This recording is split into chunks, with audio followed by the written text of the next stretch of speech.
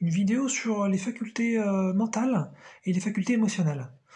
En fait, j'ai remarqué depuis pas mal de temps, enfin on me l'avait dit là, il y a longtemps, sur le fait que les gens n'ont pas les mêmes capacités mentales, et ça m'avait vachement interpellé et vachement choqué, parce que c'était par rapport à la politique, et je me disais, bah, on est en mesure d'entendre les arguments de chacun, et donc dans la mesure où les arguments ils font sens, bah, on peut avoir à peu près les mêmes conclusions.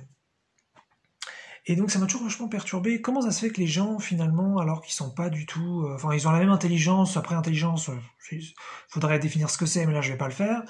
Ils semblent avoir le même niveau de conscience. Comment se fait-il qu'ils ont finalement des conclusions différentes, des compréhensions différentes?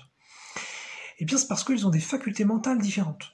Alors, faut faire quand même un petit peu gaffe, parce que si on dit quelqu'un n'a pas les mêmes facultés mentales que moi, c'est sous-entendu, il y en a un des deux qui est plus intelligent que l'autre. Alors qu'il ne s'agit pas du tout de ça. Avoir des facultés mentales différentes, c'est simplement avoir une capacité de compréhension, avoir des capacités cérébrales ou un cerveau qui fonctionne différemment. Voilà, donc pas forcément mieux ou moins bien, mais différemment.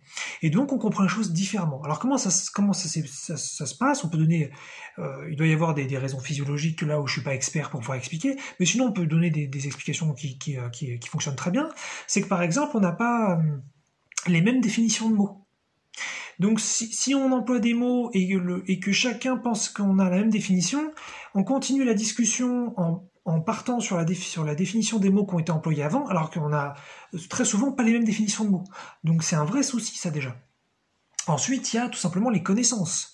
Si je parle basé sur tout ce que j'ai appris, et que je pars du principe que l'autre a appris la même chose, souvent on arrive à sentir, on arrive à savoir que sur tel sujet, je sais plus de choses que les gens, donc quand j'en parle, je vais expliquer, et puis sinon je prends un sujet que je sais que tout le monde connaît, et c'est bon. Mais la plupart du temps aussi on se plante, enfin peut-être pas la plupart du temps, mais de temps en temps au minimum on se plante, et on part du principe que ce qu'on dit, l'autre le sait. Alors soit l'autre nous interpelle, nous dit attends, je sais pas de quoi tu parles, explique-moi sur ça, ou alors l'autre dit oui je comprends, et en fait on a chacun des connaissances différentes sur le sujet, ce qui fait que parfois ensuite on arrive à une fin de discussion où il y a quelqu'un qui nous dit ah oui j'ai bien compris ce que t'as dit, et c'est sincère de sa part, mais il n'a pas du tout compris. Et on se rend compte en fait après où on part d'un principe qu'on s'est compris sur la discussion d'avant, eh bien on va discuter d'autres choses peut-être qui va être construit sur la compréhension supposée mutuelle d'avant, et on va se rendre compte que ça cloche. Après, par exemple, on va plus comprendre sur la suite alors que c'est basé sur l'avant. Je m'explique. Et donc, quelqu'un qui est en contradiction, par exemple, avec nous, et on lui dit, mais attends, comment tu peux être en contradiction avec moi alors que tu étais d'accord avec moi tout à l'heure? Et là, il fait, mais non, pas du tout, parce qu'en fait, moi, j'avais compris ça.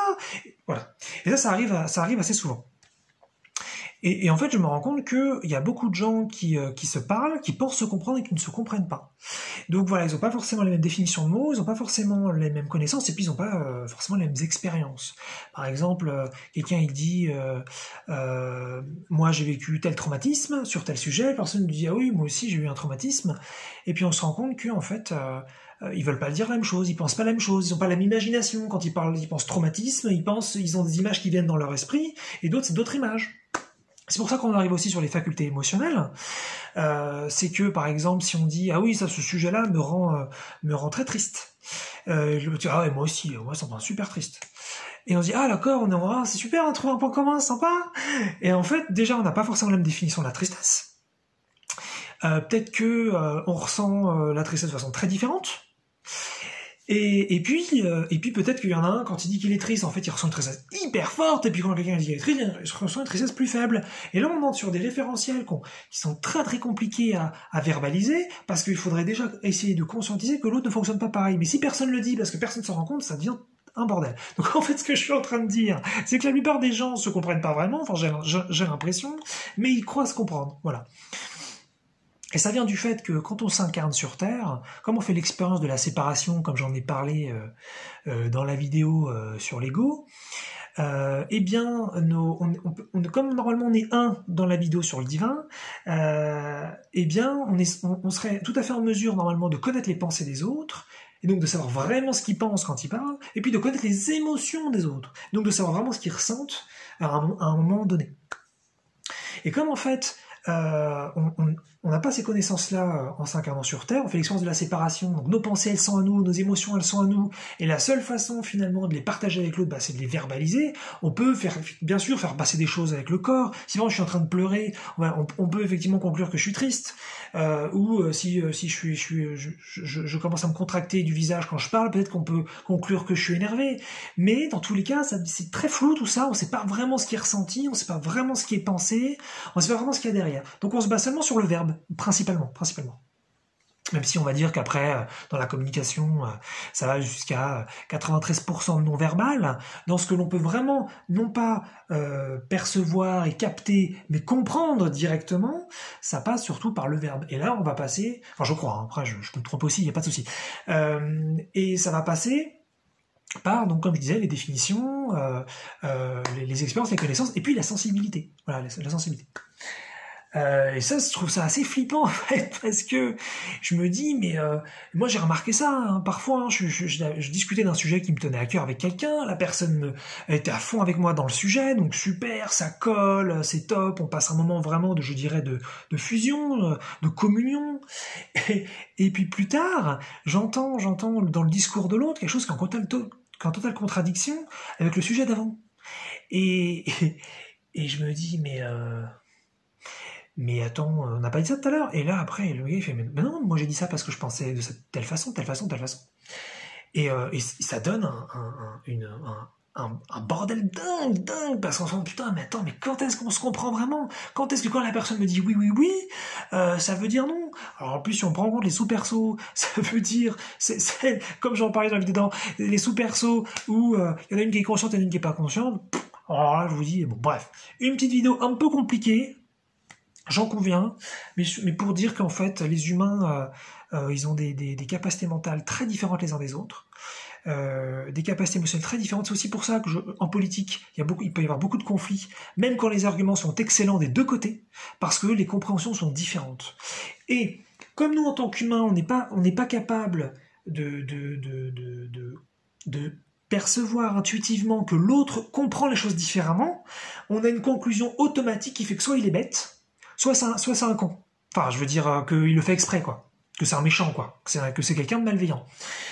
C'est assez, en fait, c'est un petit peu automatique parce que on n'arrive pas à voir, comme nous, on va comprendre les arguments et puis et puis on va avoir des émotions et on a vraiment ce ressenti que tout le monde comprend la même chose. Quand t'as quelqu'un en face qui comprend l'opposé, qui comprend quelque chose de différent, on se dit, mais attends, forcément, c'est lui qui se trompe, c'est pas possible puisque moi je suis honnête, je suis lucide, voilà. Et en fait, l'autre, enfin, pas toujours, hein. Parfois, on a vraiment, bien sûr, on peut avoir de la malveillance en face ou des gens qui font, voilà, qui n'ont pas réfléchi. Mais très souvent, c'est des personnes qui sont aussi qui sont bienveillantes, qui sont sincères, mais qui ont simplement des facultés mentales différentes. Et des facultés émotionnelles différentes. Et ça, on en parle un peu jamais, c'est très dur en fait, c'est très dur à percevoir, ça prend beaucoup de temps de le voir chez. Et puis ça fait un peu flipper, parce que parfois on se dit, je suis super ami avec quelqu'un, et en fait plus tard on s'en rend compte qu'on se comprenait pas. Bon, c'est pas grave, si on passe un bon moment, on peut aussi relativiser, hein, pas forcément besoin de se comprendre sur tout, mais voilà, c'est très compliqué l'expérience de la séparation sur Terre, ça provoque énormément de biais, voilà. Alors, et je vais finir sur une note un petit peu rigolote et un peu moins compliquée, et puis beaucoup plus concrète. Donc là, on serait plutôt sur des facultés physiologique. La sexualité sur Terre, je trouve que c'est quelque chose. Alors, je vais peut-être plutôt parler de l'hétérosexualité parce que ça s'appliquerait différemment ce que je vais dire à l'homosexualité, mais bon, ça se retrouve aussi, mais ça va être moins fort pour l'homosexualité. Donc, pour l'hétérosexualité, il y a quand même un truc que moi je trouve absolument dingue, c'est quand on a un rapport sexuel. Donc, bien sûr, on cherche à avoir du plaisir pour nous. Évidemment, c'est pas toujours l'objectif, mais c'est souvent quand même l'objectif. Et puis évidemment, on cherche aussi à ce que le partenaire ait du plaisir aussi. Mais ce que je trouve un peu dingo, c'est que finalement, donc nous on ressent notre plaisir, évidemment, dans notre corps, hein, voilà, hein, mais on ressent pas du tout le plaisir de l'autre. Or, c'est essentiel dans un rapport sexuel finalement. Enfin, je parle au conditionnel. Ce serait essentiel pourtant de ressentir le plaisir de l'autre, parce que dans les rapports sexuels, on veut dire un peu classiques, on fait gaffe au plaisir de l'autre, on fait gaffe à notre plaisir, on fait gaffe au plaisir de l'autre. Ça veut dire que on sait que il faut pas s'occuper que de soi, il faut aussi s'occuper de l'autre. Enfin, Je suis peut-être pas un expert en sexualité, mais a priori, voilà, quoi, on essaie de faire gaffe un peu aux deux plaisirs. Le plaisir de soi, le plaisir de l'autre.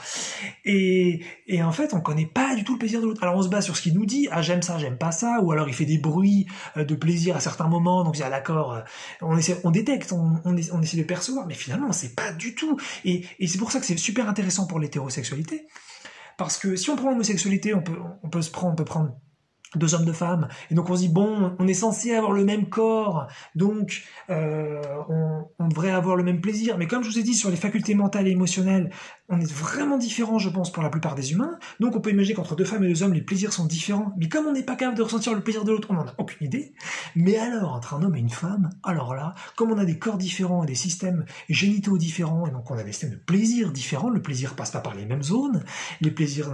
Alors là, moi ça me semble fou qu'on ait des rapports sexuels avec d'autres sans avoir aucune idée de ce qu'ils ressentent. Voilà, bref. Ça fait partie de mes petites revendications spirituelles par rapport à la gouvernance de la Terre par le non physique. Hein. J'en ai parlé dans la vidéo sur le droit existentiel, parce que moi je voudrais vraiment connaître ce que ressentent les autres. Alors dans la mesure où il y aura un accord, voilà, il ne s'agirait pas de violer l'intimité, je dirais l'intimité mentale, l'intimité émotionnelle ou l'intimité physiologique de l'autre. Hein, c'est que ce serait comme on demanderait son avis, et puis s'il nous donne son accord, à ce moment-là, on pourrait tout à fait ressentir son plaisir afin vraiment de savoir comment son corps fonctionne. Et voilà.